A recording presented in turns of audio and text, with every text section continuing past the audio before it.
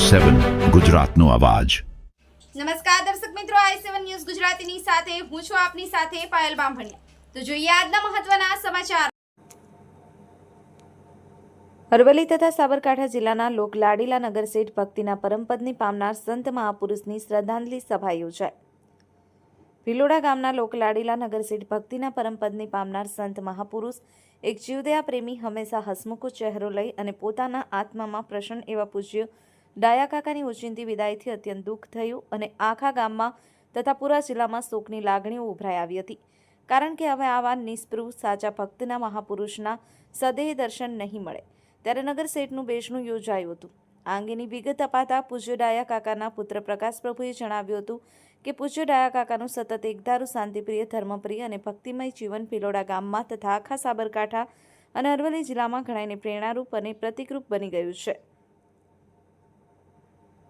પૂજ્ય ડાયા કાકાના પરિવારમાં તેમના ધર્મપત્ની શાંતાબેન, સ્વ જયકુમારભાઈ, કનુભાઈ, ડોક્ટર જીતેન્દ્રભાઈ, પૂજ્ય પ્રકાશ પ્રભુ અને પ્રજ્ઞાબેન, જે પૂરું પરિવાર ધર્મપ્રિય, સેવામય, દાન અને પુણ્ય કાર્યોને સંપૂર્ણ અર્પિત છે। પૂજ્ય ડાયા કાકાના મુખે સતત એક જ ધારા ચાલ્યા કરતી કે હું શરીર નથી, પણ હું એક અરિહંત સિદ્ધ આત્મા છું।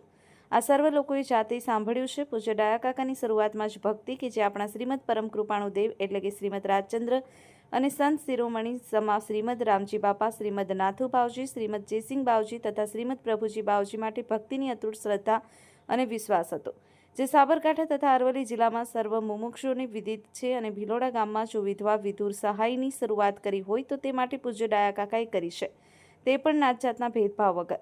ભિલોડા ગામમાં પ્રથમ ચબૂતરો તથા પ્રથમ હવાડાની સ્થાપના પણ પૂજ્ય ડાયા કાકાએ કરી છે અને તેઓ કબૂતર ચણની તથા હવાડામાં મીઠું નખાવાની પૂરી જવાબદારી સંભાળી રહ્યા હતા। બ્યુરો ચીફ કૌશિક સોની, i7 ન્યૂઝ ગુજરાતી, અરવલ્લી।